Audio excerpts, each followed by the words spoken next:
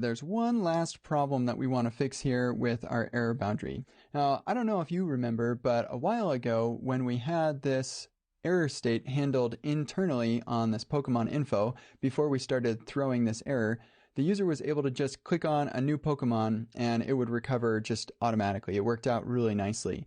But now that our error state is being managed by the error boundary, we don't have that feature. And the reason we're using the error boundary is so we can catch all kinds of errors, not just these errors that we're getting for this asynchronous state change. So we want to keep the error boundary around, but how can we restore this behavior where when I change the Pokemon name, it reset my error state and allowed me to render this Pokemon info component again? Well, the error boundary from React Error Boundary also accepts another prop called reset keys.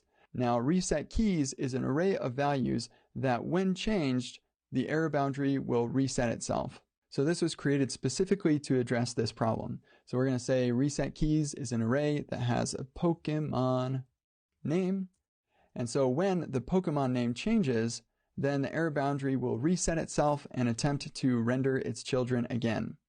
So now I can say Pikachu and life is good. Then I make some sort of typo and life is not good. Then I change the Pokemon name and life is good again. I make a typo and life is not good. So then I try again and it allows me to enter a new Pokemon. So this gives the user the flexibility for how they want to handle this error state. They can either click the try again button, or they can just go ahead and change that Pokemon name and our error state will get reset.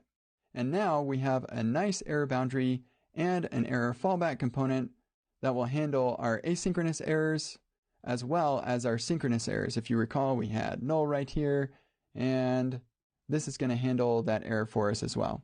Unfortunately, we can recover from it, but we're going to just get that same runtime error over and over again. So the solution to that is just to, fix your code.